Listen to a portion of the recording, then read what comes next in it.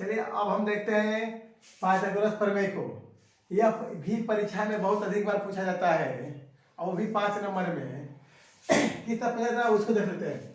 सिद्ध कीजिए कि एक समकोण त्रिभुज में कर्ण, जानवे कहते हैं कि समकोण त्रिभुज सबसे बड़ा कौन होता है? कर्ण होता है, जो 90 डिग्री की सामने की भुजा होती है का वर्ग मतलब स्क्वायर शेष दो भुजाओं के वर्गों के योग के बराबर होता है। इसी कहते हैं हम लोग पाइथागोरस प्रमेय, जो कि बहुत अधिक बार आप लोग भी प्रयोग किए होंगे सवाल बनाने में। तो चलिए पहले हम लोग क्या कराई, पहले करा समकोण त्रिभुज। तो हम लोग पहले समकोण त्रिभुज बनाएंगे। आज जानते हैं कि समकोण त्रिभुज किसे कहते हैं? तो वह त्रिभुज जिसका एक कोण समकोण है 90 डिग्री हो। तो चलिए हम लोग समकोण बनाते हैं। चलिए ये हमारा समकोण है ए बी सी। इसको ये 90 डिग्री कर लेते हैं, हो गया समकोण। आज जानते हैं कि अगर 90 डिग्री है तो 90 डिग्री समकोण कौन कहते हैं? इसका क्या नाम होगा? कर्ण। 90 डिग्री समकोण को कर्ण कहते हैं। इतना समझ आ गया। तो क्या दिया है हमें? तो पहले इसको लिख लेते हैं।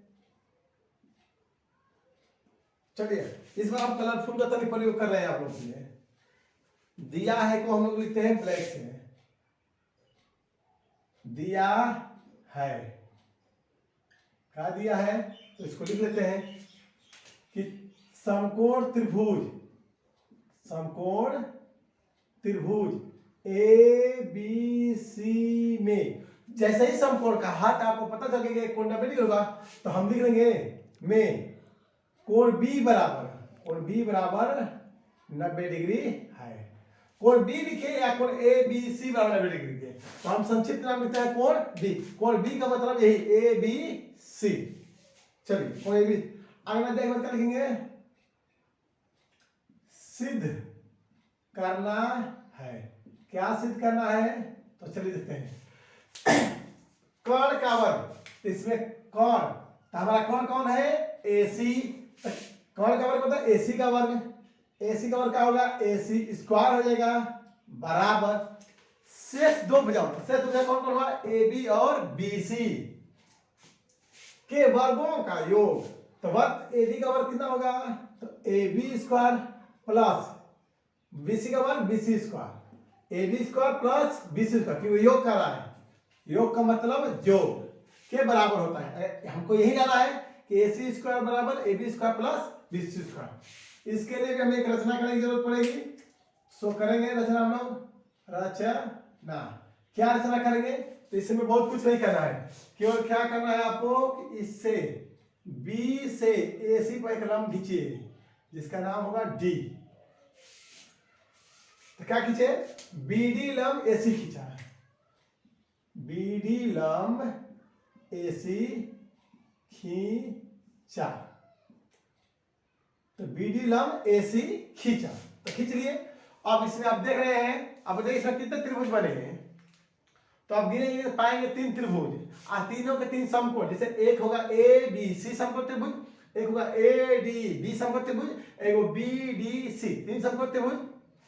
तो इसमें हमें क्या करना है बारी बारी से कि जो हमको स्क्वायर चाहिए, सब में स्क्वायर चाहिए ना, तो ऐसे दो त्रिभुज लेना है जिसमें दो भुजाएं दो बार शामिल हो। जैसे हमको चाहिए AB स्क्वायर, AC स्क्वायर के लिए तो हमको बड़का चाहिए दोनों ना।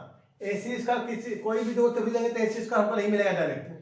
अगर ही लेंगे छोटका लेंगे तब वो AC नहीं मिलेगा, और एक को बड़का लेंगे तब AC मिलेगा, तो उसके चक्कर में नहीं पड़ेगा। अब देखिए AB, अगर हमको AB चाहिए तो ध्यान से देखिएगा, तो एक बड़का त्रिभुज ले लीजिए ABC, इसमें AB आ जाएगा।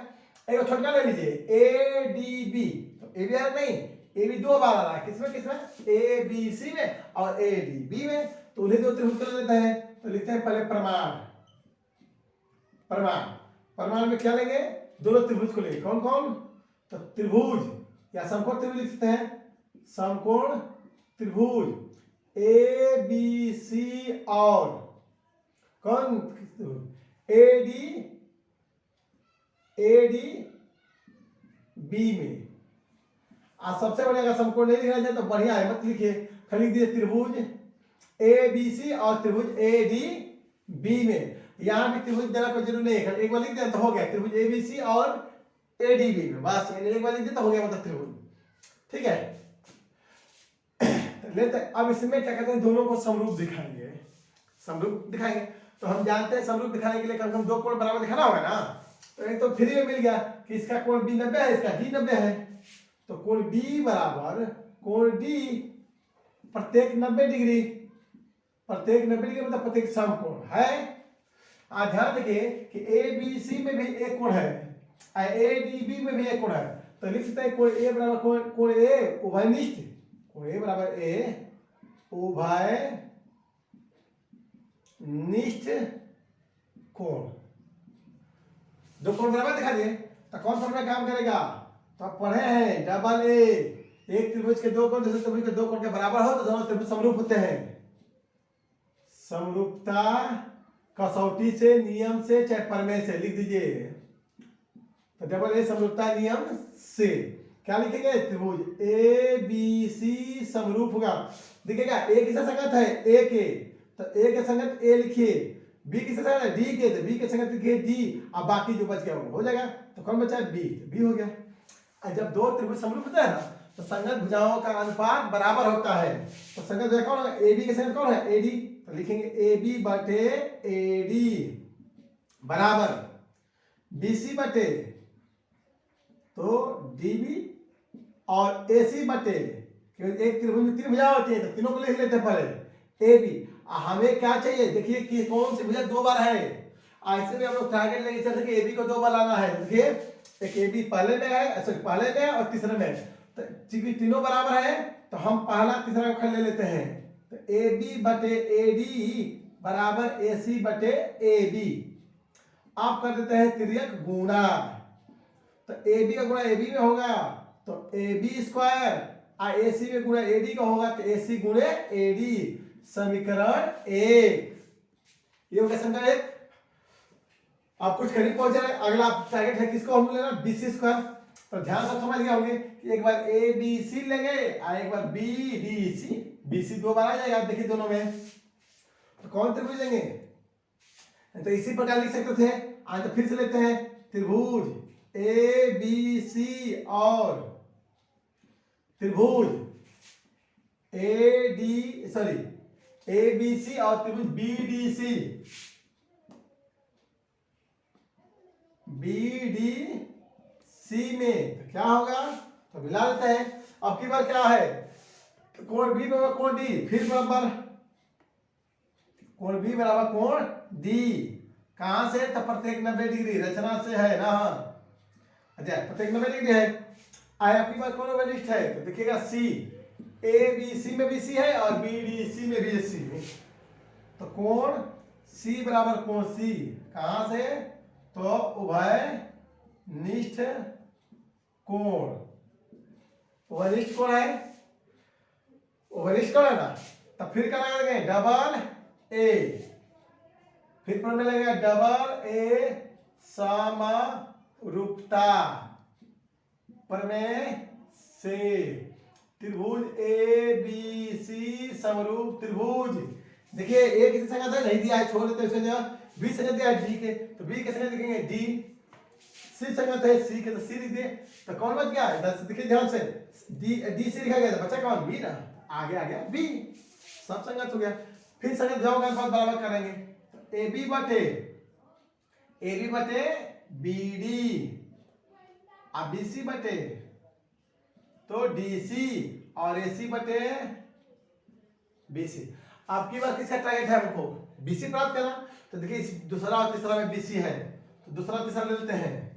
तो बी सी बटे डी सी बराबर ए सी बटे बी सी, तिरे गुणा करते हैं तो भाग में गुणा में, तो बी सी गुणे बी सी स्क्वायर, इधर का होगा ए सी गुणे डी सी, समीकरण दो। तो क्या करेंगे, आप देखिए ध्यान से, समीकरण एक दो को जोड़ते हैं, समीकरण एक और दो को जोड़ दीजिए। तो समीकरण एक प्लस दो से, तो दो से तो जोड़ देते हैं, यही चलिए जोड़ देते हैं, एक बार जोड़ दें, बगल में जगह है A B square A B, जोड़ने का नियम होता है कि बाएं को बाएं में जोड़ो, तो बायां पक्ष इसका AB स्क्वायर है, इसका बायां पक्ष क्या है BC स्क्वायर। और आप चाहें तो इसको हाईलाइट भी कर सकते हैं परीक्षा में, इसको थोड़ा सा कि हमको दिखेगा, कि हमारा टारगेट क्या मिला है, आपको क्या चाहिए। ठीक है, तो AB स्क्वायर को और BC स्क्वायर को जोड़ दो, AB स्क्वायर प्लस इसका बाएं का बाएं जोड़ो, दाएं का दाएं। इसका दाएं क्या है AC गुणे AD, और दूसरे का है AC गुणे DC।